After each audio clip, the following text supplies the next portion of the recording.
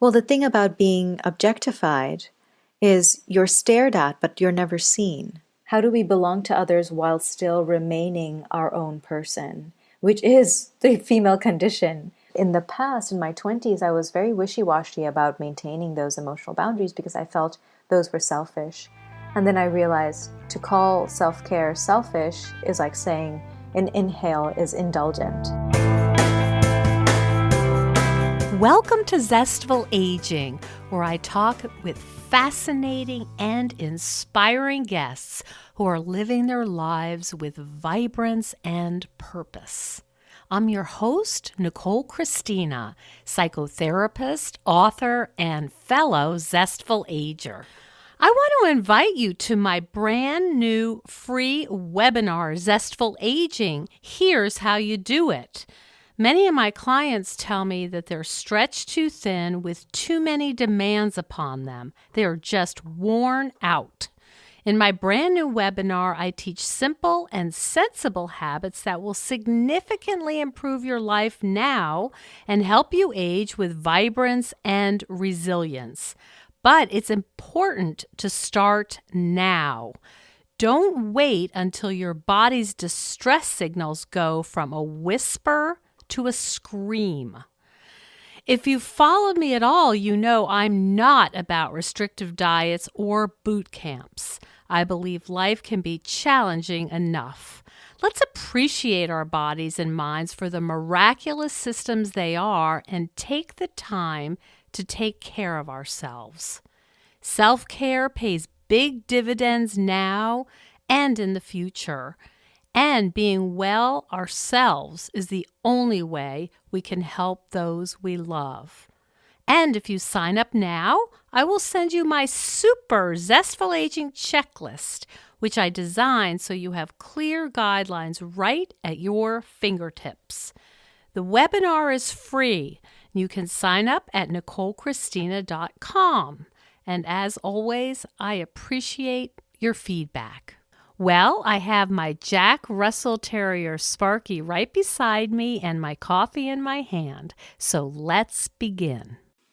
We have a great show for you today. I am talking with Reema Zaman, who is an actress, model, writer, and is the 2018 Oregon Literary Arts Writer of Color Fellow. She's the author of the new memoir, I Am Yours, which will be on sale in January.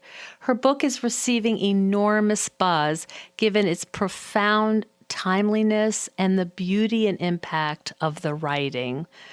I Am Yours tells the story of Reema's unwavering fight to protect and free her voice from those that sought to silence her. The book begins in Bangladesh, moves to Thailand, and then to New York and Oregon. And through each chapter, we experience the challenges Reema has encountered in her life and the way she's managed to turn that pain into power. What's most astonishing and fulfilling about this book is Reema's ability to navigate and overcome some of the most brutal adversities with such strength, resilience, and courage. The language of this book is so beautiful and poetic that in itself acts as healing and inspiration for the reader as well.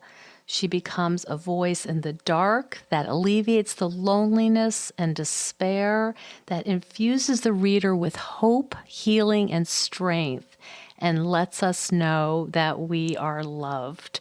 Welcome to Zestful Aging, Reema.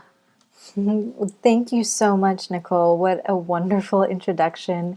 I am so honored to be on your podcast. Thank you. I am so excited as well. And I had the great privilege, of course, to read the Galley Prince.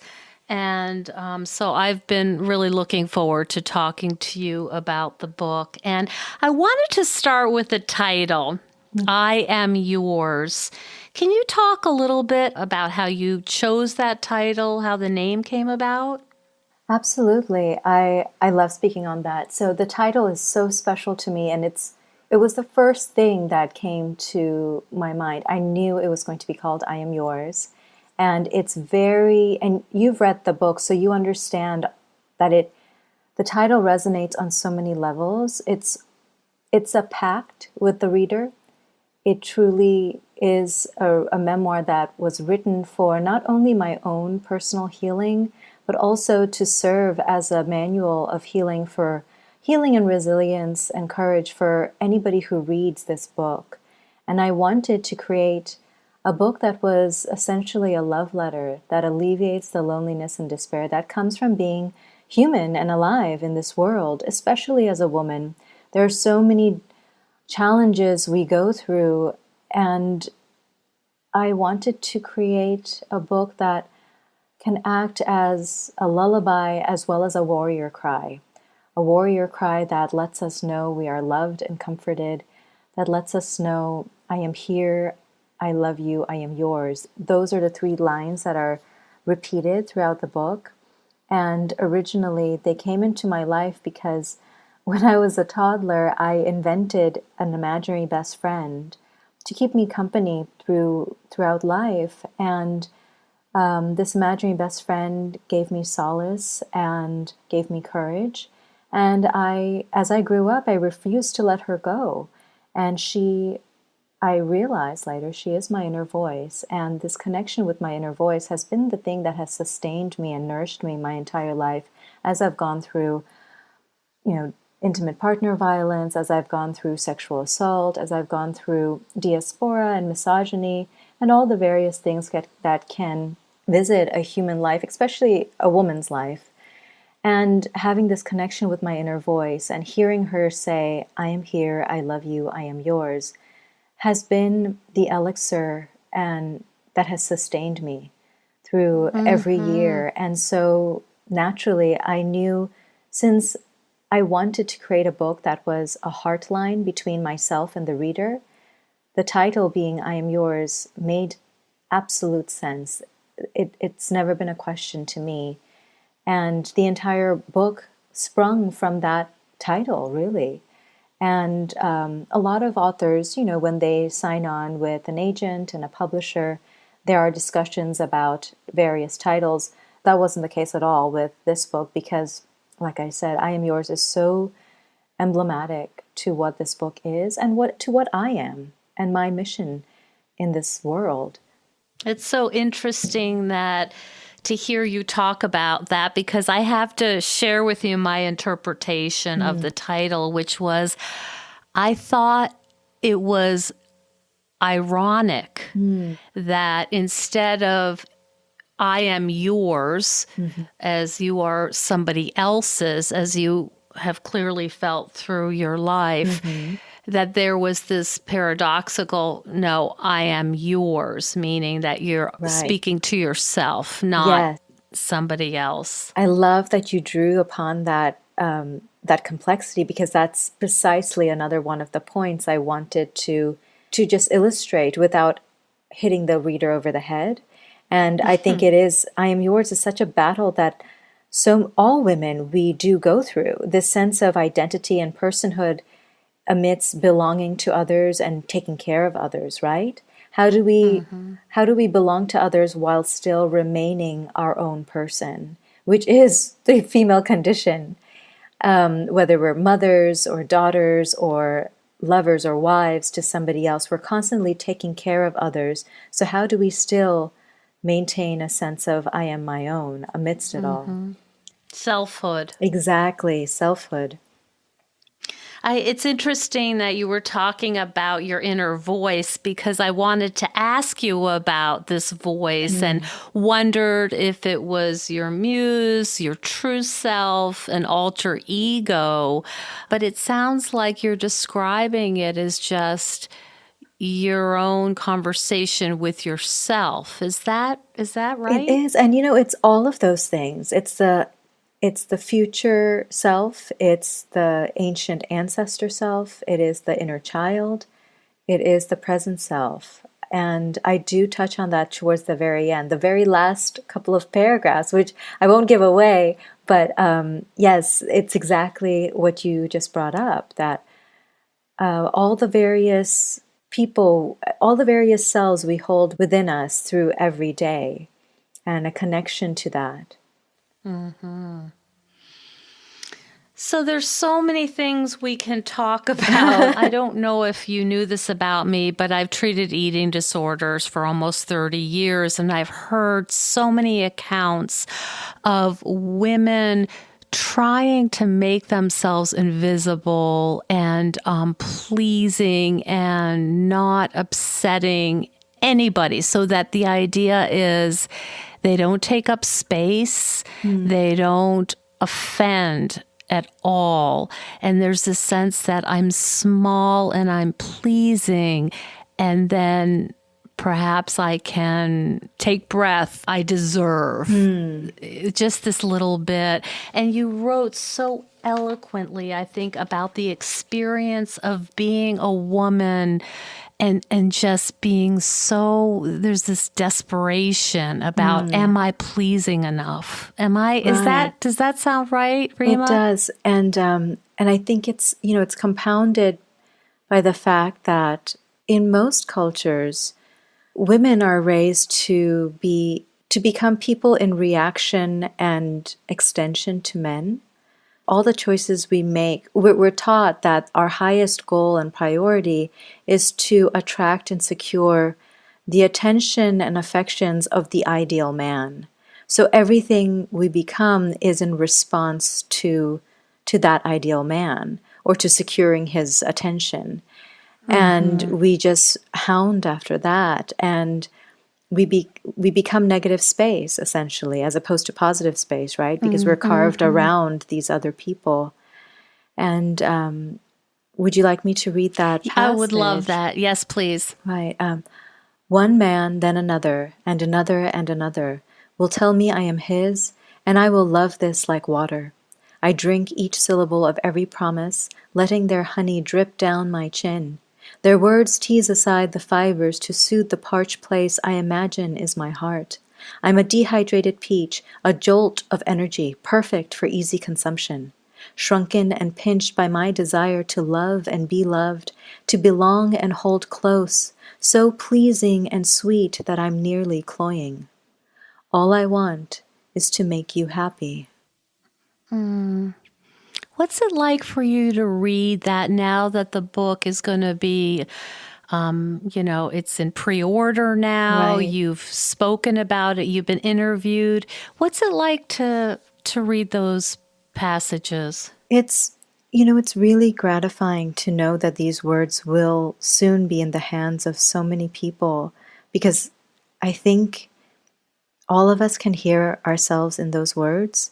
And when we hear ourselves reflected, the loneliness alleviates. And that's the strength in numbers, strength in solidarity. And when the loneliness alleviates, so does all of the myth that we need to be these women, that we need to be these shrunken and pinched jolts of easy consumption. That alleviates as well. So much of the trappings of patriarchy, of anorexia, of all the diseases that we're infected with, right? With the world is infected with, and then bodily we become infected with. So many of those illnesses, it thrives on silence and loneliness. You know what I mean? And when we demystify and unpack all of these things and we let them out of the closet, that's when we start saying, oh, me too, me too, me too. I went through that as well. And the moment we say that, that's part of the battle. That's part of the journey back to healing and to becoming more independent, fully realized people who are not shrunken peaches. You're talking about shame, I think, right? Yes, And bringing this out to the light of day. right. Absolutely. And I'm so grateful that people are responding the way that they are to all of the early readers, and it's out of that solidarity, of feeling heard and understood by these words. And I initially sat down to write this, and all of my writing and my speaking, it engages in something I call radical vulnerability, and I chose that style of voice from this very, very deep need for connection in my life. in my personal life and in the larger world, I just felt so lonely all the time. I felt so invisible to most of the people in my life. Which is so interesting because being a model and Right. having, these qualities of, sort of the Mm-hmm. objectively sought after body, sought after externals. Right.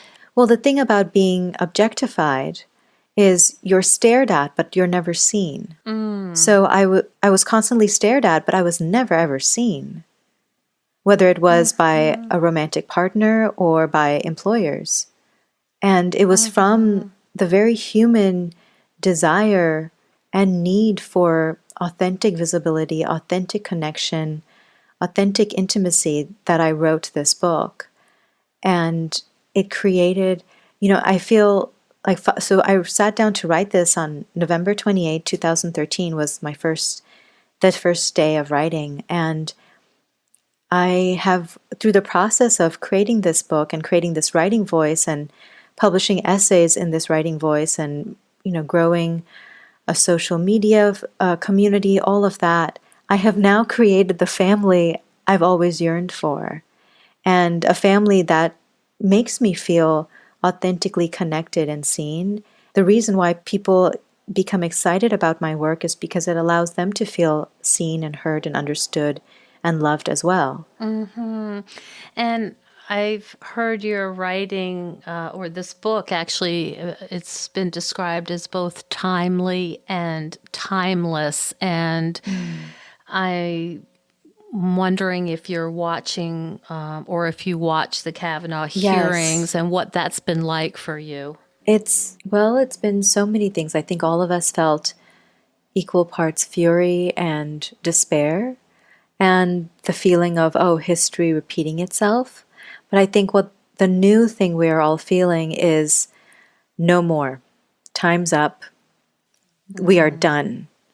And we have all risen as the revolution we've needed. We know that we are the reckoning. And one of the things that are my mantra and the tagline for this book is to speak is a revolution and it is time. And you've read in the memoir one of the sentences, the couplets is the voice is a muscle. The more we use it, the more we give it, the stronger it grows. And what I love is that woman by woman, voice by voice, story by story, we are authoring a new anthem. We have said we are done, we are rejecting the old narrative, and we are creating our new world.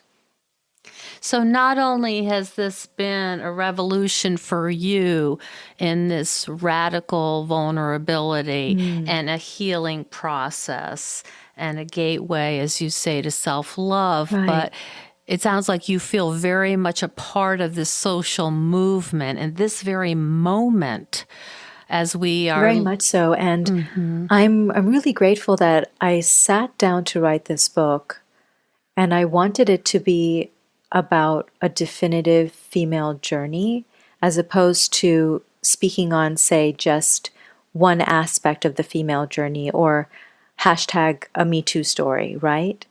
And I'm grateful that I began writing this book 5 years ago. So it wasn't in response to any specific current news cycle or social movement. It was just an extension of, it was just a reflection of my own life, the timeline I had gone through.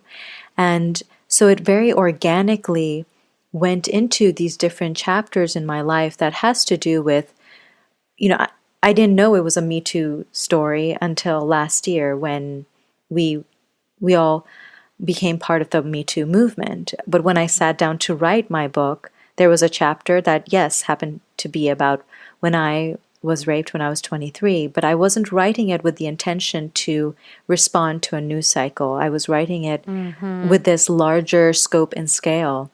And so I'm very happy that that's how this piece of art has been constructed.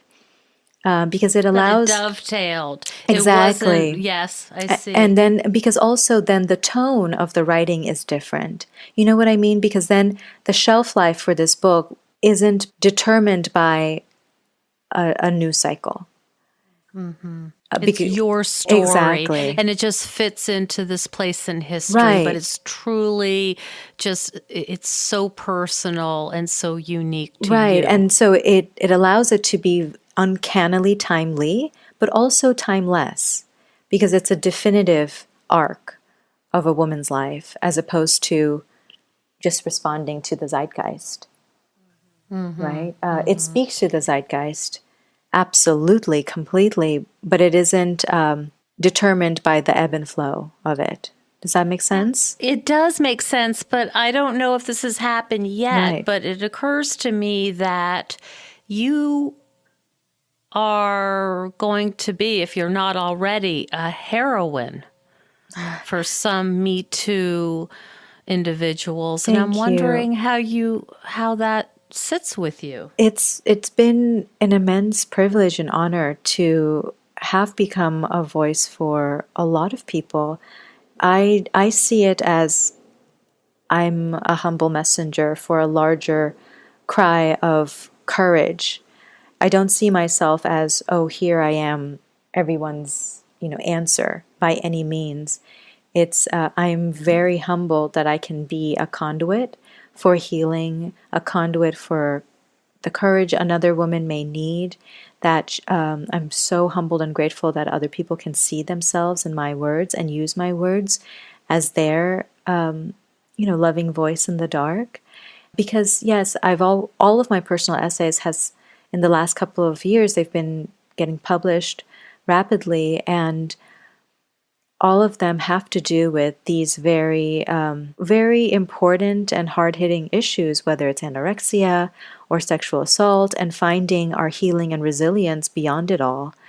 And then especially, you and we connected because of my episode on the Dear Sugars podcast, where I spoke on the emotional abuse episode, and I spoke on the emotionally violent marriage I went through in my mid-20s. And I am so grateful that I can be this voice that helps others break free and heal from those cycles of violence. And so, yeah, my answer is I'm very honored and grateful, and I have worked very hard to find ways to articulate these words so that I could be prepared when called to be on the proverbial podium or microphone. I feel a deep sense of responsibility to do this job well. And I think that's what speaks so much to people, where I did go through my own healing process before stepping up to the mic, because I think that is very, very crucial to not use one's audience as therapy, but to use one's audience as a conversation. I'm in service of you. I'm not going to use you while I go through my own battles. You know what I mean? So I did this work before, and I'm grateful that now I can step up and serve.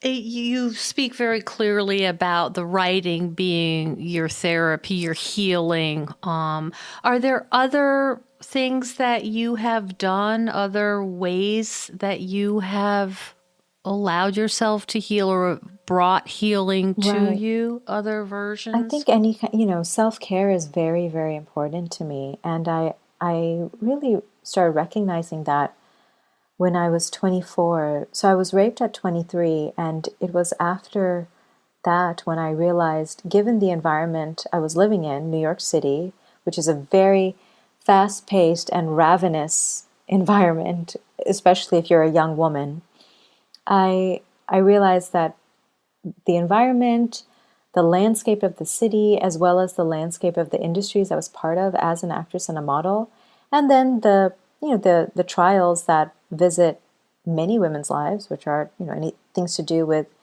sexual assault and intimate partner abuse. I realized I had to come up with ways to fortify my spirit, to keep myself protected amidst all of the brutality. And I became a student of spirituality and self-care. I really took it to heart because I realized I am my first and only line of defense. I have to take care of my mind, body, and spirit as much as I can to survive and thrive in this world as a woman. And so in addition to daily journaling that I started keeping a very specific kind of gratitude journal where I didn't just list the things I was grateful for in my life. I also started doing this morning practice of writing down things that I could admire myself for. Things like I am kind or I am a hard worker. And as we all know, on some mornings that's very easy to make a list of qualities we find admirable about ourselves. And on other days, it's brutally hard. And I realized, yes, I think both of those things need to happen side by side to build and sustain your self-esteem. To remind myself, I am a good person, despite what is going on around me, despite what other people may be trying to get me to feel about myself. I am here. Again, I am here. I am yours. I love you. I've always kept that gratitude journal, and I call it my prayer journal, my morning prayer to my inner voice.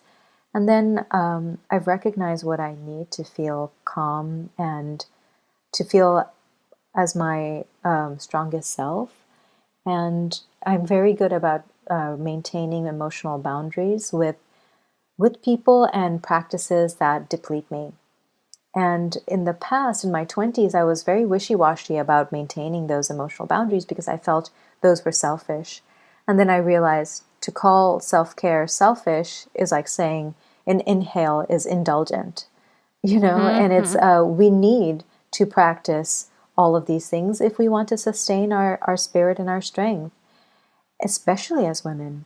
And so I'm very, very diligent about boundaries, and it's a self-care practice, and I will not budge from it. And the moment I start to recognize that a person in my life has become a toxic energy, I'm very good about just, creating a wall that they don't need to know about, but I know about, just an emotional distance. And and that has become easier with age. It's become easier the moment I sat down to write and I started recognizing that there is value to my words, that there is a larger social value to this kind of work. I started to value my own self more because I realized, you know what? The healthier I am, the better my work will be. And the better my work, the better the chances that I can help others. Therefore, I need to take care of myself so that I can truly serve others through this work. And so, in the same way that I'm so diligent about time management, I'm very diligent about energy management. That's what I call it, energy management, emotional boundaries. And I think that's the hardest for women to recognize. Energy management is key to maintaining our strength and sense of self amidst this life. I'm curious if self-care is something that you think you would have been able to practice if you were back in Bangladesh or Thailand. Would there be a different environment or different Absolutely. Well, pressures? I wouldn't be the person I am. Not at all. Nothing. I don't think there is anything in my day that I do now living in America that I could do in Bangladesh. Aside from wake up and breathe. I'm a runner. I've been an avid runner since I was 15 years old, and my preferred place to run is outside. And that is something you literally cannot do in Bangladesh because it is too dangerous for women to be running outside. You can't even walk down a street by yourself unless you want to incur groping, catcalls, physical violence. You can't walk down the street by yourself. You have to have a male guardian, whether it's your brother, your father, your husband, your cousin. And if you want to, walk in pairs as women, you run the risk of being physically assaulted in really degrading ways. Yeah, so just that in itself, I certainly would not be speaking in this manner of this completely unapologetic feminist voice. I wouldn't be doing this kind of writing. I would not have the daily life I have. I would have a completely different personality. And which clues you into why I am so determined and committed to my work. I understand this immense privilege of being allowed by life to become this woman. My parents worked tirelessly to give me and my siblings an amazing education and everything. Especially, I'm the oldest, and on top of that, I'm a daughter. So it was really, really taught to me from a young age. And I'm of all the siblings, I'm the only one who was born in Bangladesh. So every single second of every day, I'm so attuned to the layers of blessings and privileges that I have been given that allows me to be this kind of person that I would not have been given had I been born to a different set of parents. And then watching your own mother's transformation. Right. And exactly. And, because people will ask me, how did you become this, impassioned, riotous voice for women's rights?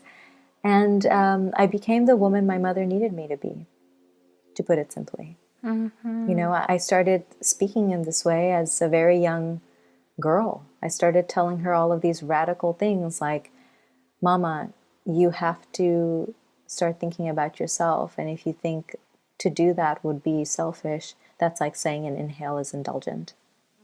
I would tell her those things when I was 14 years old. And we started, we would read Toni Morrison and Maya Angelou voraciously, and we would quote back all of those empowering lines and use that as food.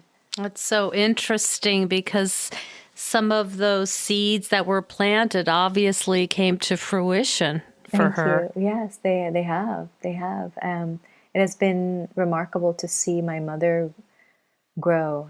It's one of the deepest, and because she had me when she was 22, and so we were girls together, and now we are women together.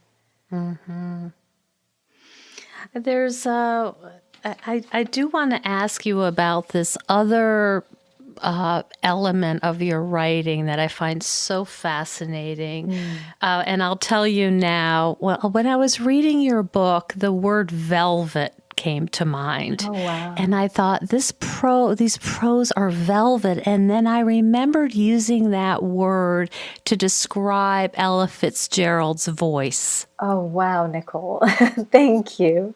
And I wanted to share that with you because I suspect you might not have heard it put quite that way. Oh, thank you so much. You just made my life. Oh my goodness. Thank you but so you much. talk you're welcome, but you talk about the actual process of reading so that your reader can feel comforted by direct contact and skin to skin therapy. Yes. Could you talk about that, please? Absolutely. So I knew, so when I sat down on November 28, 2013, to write this one very specific book, I knew that I wanted to engage with the brutal experiences that I have gone through.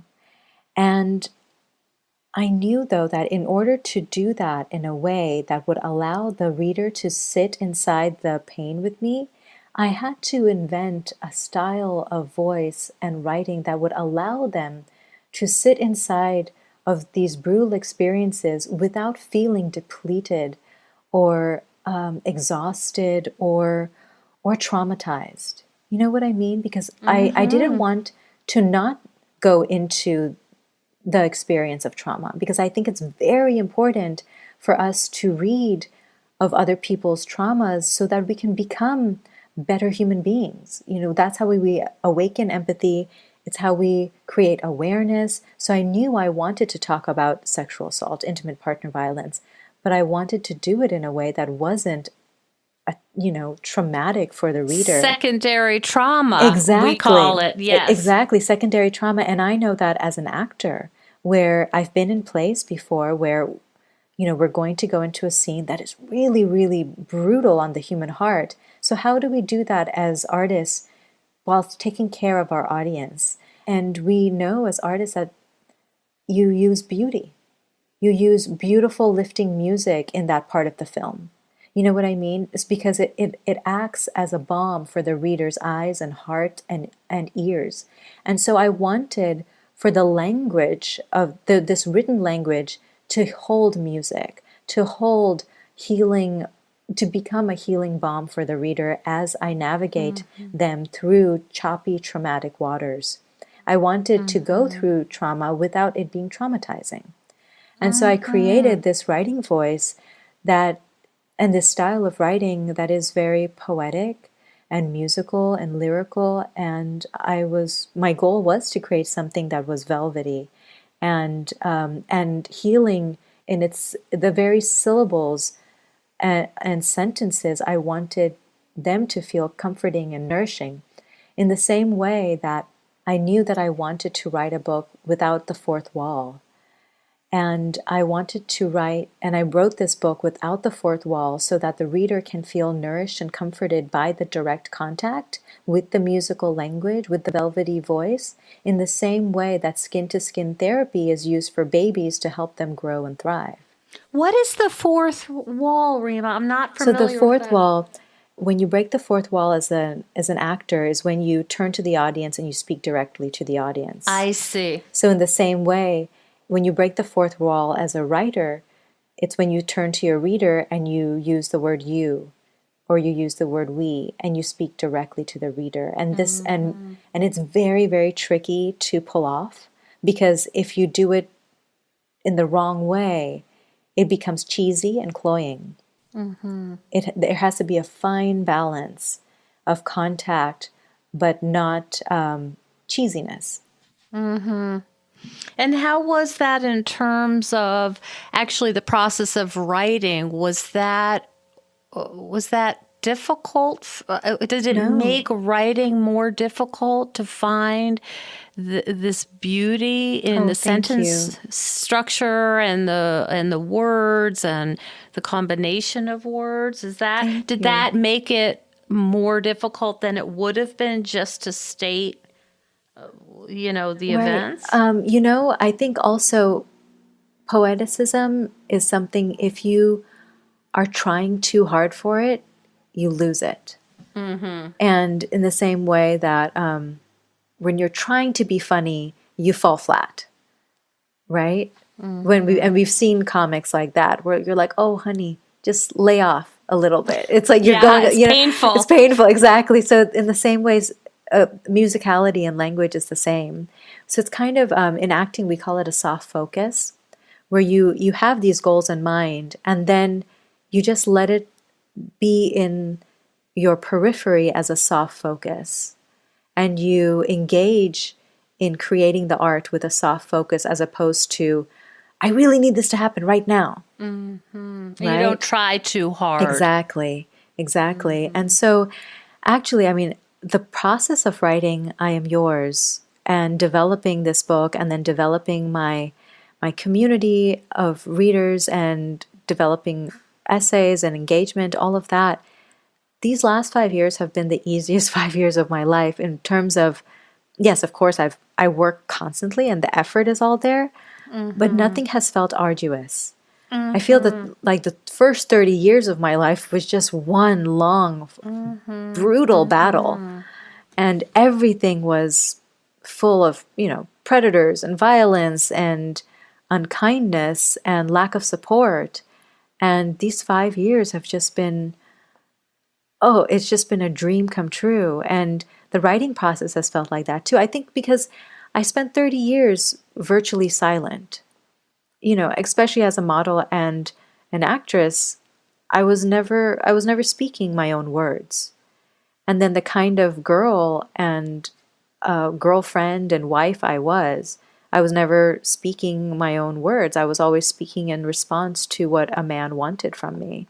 So when I sat down to write, everything just poured out with this effortlessness because I was so hungry to finally speak in my own voice. I'm just I'm looking at the book now, And the words, I've had to live exactly as I have. Every word, Yes. page, moment, and character has been necessary. To say I'm grateful wouldn't suffice. I am in love is more accurate.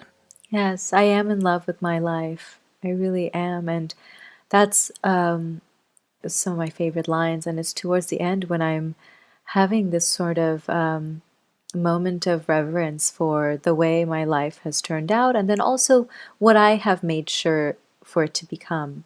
I have used all of, because I think that's what it is. It's we have to engage in the practice of active living. Just how zestful aging, active living, of saying, I'm not going to be a passive observer or leaf in the wind of my own life. I'm going to use the winds toward my benefit so that I can rise and fill into the fullest version of myself and be in service of others. So I've made sure to take the pain and turn it into poetry, and to take the wounds and turn them into wisdom for myself and now for others. It's part of being actively alive. I want to leave our listeners with your contact information and also tell them a little bit about how they can pre-order your book. Wonderful. Well, thank you. Yes, so I Am Yours is available on pre-order in Barnes and Nobles, in Amazon, IndieBound, Books A Million, all of the wherever books are sold, Powell's, everywhere. So wherever your favorite bookstore is, just put in an order, and there are links on my website, on my homepage, as well as the I Am Yours page. And of course, if you just type my name and I Am Yours, or just if you type my name, I'm the only Reema Zaman in the world, so I'm very easy to Google. And of course, and please do follow along on Instagram and Facebook and Twitter. I every Monday I do something called Love Letter Monday, and which you have read, dear Nicole, and I really believe that the antidote to pain is community. The antidote to loneliness is finding our voices in each other and together. And that's why I have decided to live my life out loud and publicly in connection with other lives. And if we can help each other become more happy and healed and alive every day, that I think that's the only reason we're all here on this planet together. Otherwise, we would have our own planets, right? We're here to alleviate the ache of being human. We're here to help each other. It has been a true honor to speak with you, Reema, about this, the timelessness and the timely subject matter. Thank you so It's an much. exquisite book. Oh, I'm so happy to and hear that. I'm just so grateful for the opportunity to speak with you, because I am pretty certain that come January, your dance card's going to be full. Oh, you're so kind. Thank you. And it feels like a collective success, because it's a simple. It's not a simple story.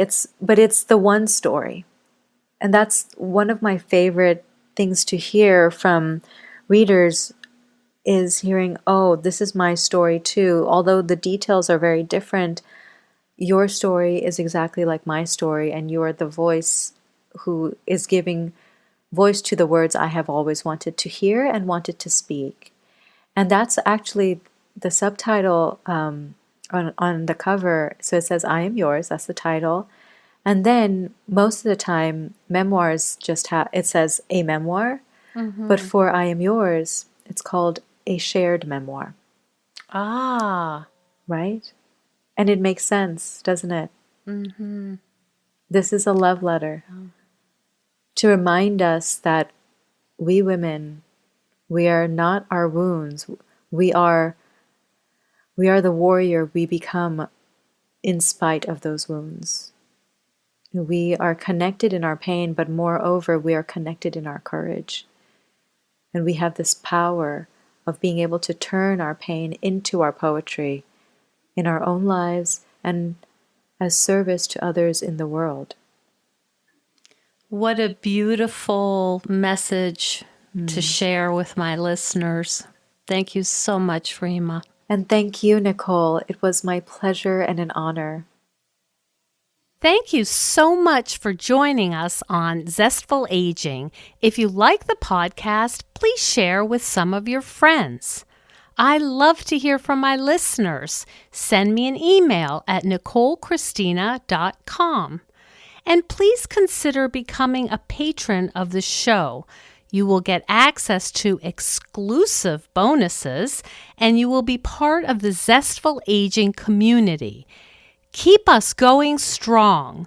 Go to patreon.com/zestfulaging. See you next time for another episode of Zestful Aging.